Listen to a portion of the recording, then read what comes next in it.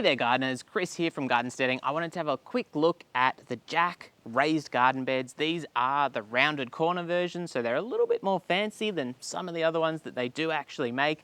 These seem to be rolling out in Bunnings at the moment. 80 bucks for each of these, and they're two different sizes. The same style though, as I said, the rounded corner.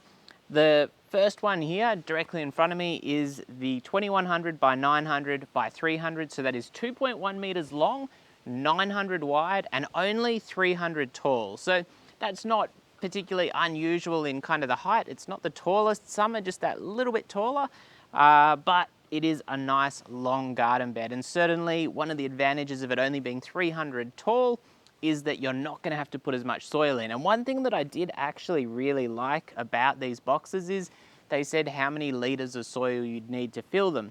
So if you were buying bags of soil to fill these up, it'll give you a pretty good idea when you're thinking it's say 25 or 50 litres a bag.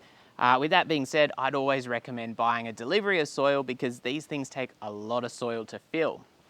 The second garden bed I've got here is the 1600 by 800 by 450. So it's a 1.6 metre by 800, or 0.8 metres I should say, and it's 45 centimetres tall, so almost half a metre tall. So it just gives you that little bit of extra height or depth, and that does mean obviously you're putting a bit more soil in, but for things that need that root depth, that is going to be advantageous.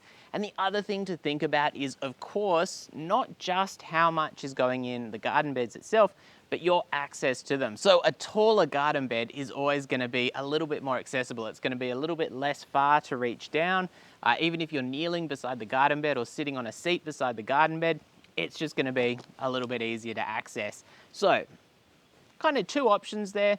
Let's have a look inside the boxes. These do look like they have a slightly different fixing system for holding all the panels together than what I've seen in the past, but I'm still quite interested to see basically what's in the box, the quality and everything like that. We'll start off with the longer or the larger bed that isn't as deep.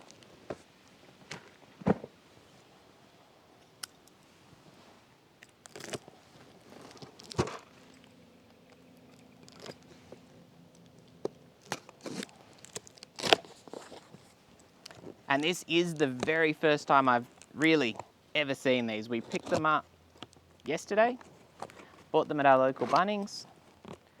And as I said, I wanted to give them a try because we do need more garden beds in our garden. And they can be a bit of an expensive kind of purchase.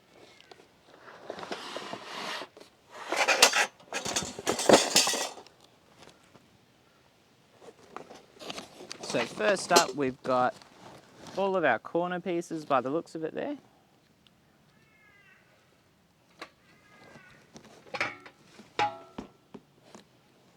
And these do have these little tabs that you can hopefully see here, which, as I said, these seem to have a different fixing system. And now that I'm looking at it, the tabs that have obviously been cut out of these panels, they will fit into the next panel, which does actually make the kind of assembly of these garden beds a little bit easier because they're all going to quite naturally lock into place. And then obviously by the looks of it, you've got two bolts that you're going to put in top and bottom, which then secure things. And I should also mention, and not everyone's going to like this, but it is good for kind of the finished quality of the product. These do come with a plastic protection on the panels, and yeah, it just means that they get to you in kind of an unscratched manner. However, it does mean there's a little bit more work taking this plastic off, and of course a little bit more plastic wastage, and it actually looks like there might be plastic on both sides of these. So there you go, it's not just protecting on the inside, it's also on the outside, probably only really necessary on the outside. And these panels actually do feel okay. They're not the most rigid panels that I've dealt with. However, they are an obvious step up from the really quite inexpensive options that are kind of the bottom of the barrel options. So that is nice to see. A little bit stronger than I perhaps expected. They do say that these panels are 0.5 millimeters thick, and so obviously the thicker they are, the more rigidity and the better. So we've got this kind of rubberized topping that goes around the top of the garden bed, and that is good because that will mean that if you're leaning on the edge of the garden bed, which I'd not really probably recommend to do, but if you do, you're not going to hurt yourself on the edge of the garden bed. These do have a bent over edge, so again, they're not the sharpest, but generally the reason you need that is because where the panels join, you can have a very, very sharp corner. Now I've got some brackets here as well, and these unfold. So as you can see there, those are the braces for the middle of the garden bed, and that is just to stop bowing, which I would have thought with this size garden bed is less likely to be an issue, but there you go. Maybe they've done their research and just figured out that that's a bit of a good kind of safety addition to keep the garden bed from bowing out from the soil pressure. Now we do have essentially our instructions there, which is quite interesting. And then in the box, we've got screws and nuts. That's good to see.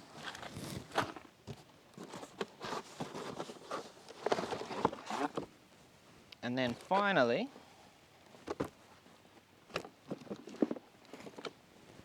we've got our flat panels. And again, they've got this locking mechanism that holds the panels in place. So one end has kind of the little locks and the other end has just the holes that they fall through. And yeah, pretty good. I'm actually quite impressed by really the finished quality of the product. These are an $80 garden bed, so they're by no means the cheapest option out there. But I really do like the garden beds which have those more natural rounded ends. And so now having a look at the kit, what I can kind of point out is the way they've achieved this, because I was looking at the box and thinking, how are they fitting the curved pieces in? How are they doing that? The box just doesn't look big enough. But what you're actually doing is you're joining, and I'd say you probably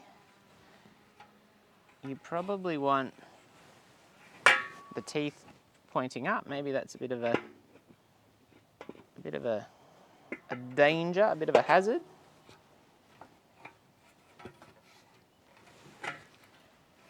So what are we doing?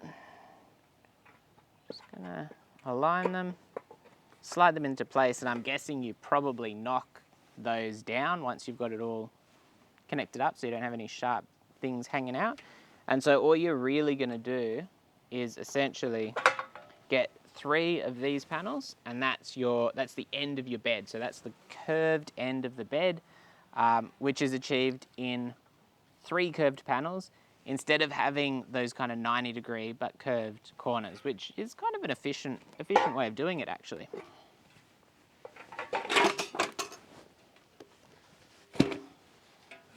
All right, I'm going to put these out of the way. I'm going to take all the plastic off, and I will assemble these and then give you my thoughts on essentially how good the garden bed is, I guess. It's going to be one of those things that you need to test long term, but I think most of the metal garden beds, it's a pretty safe bet. It's hard to imagine, particularly with a product like this where you've got finishing on the outside and the inside, that it's going to be massively affected by rust in the short term. So that is pretty good, but again, that's more of a long-term kind of test. First impressions, just looking at the package and what's included. Quite a smartly kind of designed product, and yeah, it's looking pretty good. Okay, so let's talk final thoughts of the Jack. I feel like it should be Jack's. Jack raised garden bed. I'm pretty impressed. I feel like it's a decent quality kit. Obviously $80 for this size garden bed. This is the larger of the 2 I bought. Is pretty good value. It is better build quality than obviously the really cheap beds, which I have tested in the past. I much prefer the round shaped beds as well, but that's just me. That's totally subjective. The supports through the middle, I'm not really sure how necessary they are. And I would personally prefer if they were run through kind of the middle point rather than being right up on the top of the bed. But again, that is a very, very small quibble. The quality of the panels is good. They do say they're a 0.5 millimeter. I don't really know how that compares to all the competition. Certainly to the really cheap beds, it's better. and the finish quality on both sides of these panels is quite good. There was only the one color option, which was this darker kind of charcoal color, which doesn't bother me that much. Most of my other garden beds are actually a lighter color, but at the end of the day, I got to be honest, it doesn't really matter. It's just going to be full of plants at the end of the day, isn't it? As far as those screws and nuts, I think that's a pretty decent idea. I do like kind of the tab locking system for fitting it all in together easily or easier. I did note that when I checked those instructions, they reckon to, go around the bed and put it together like that. I still think doing the 3 rounded end panels and then doing 2 straight panels and then doing the middle last is probably going to be the easiest way of doing it, and getting your supports in. And getting that rubber protector across the top of the garden bed was super, super easy. My one concern with it being so easy is that perhaps it will come off with time, but really very, very little to complain about there. So yeah, I'm pretty impressed with this option from Jack, or as far as kind of the Jack garden goods and DIY, they have, however they call themselves. And I'd certainly recommend giving it a try. It's definitely a good alternative to some of the other options out there. And obviously these are available in your local Bunnings. They sell a lot of the Jack stuff, and this is probably the highlight of the stuff from them I've seen, both as far as quality and also, in my opinion, value for money.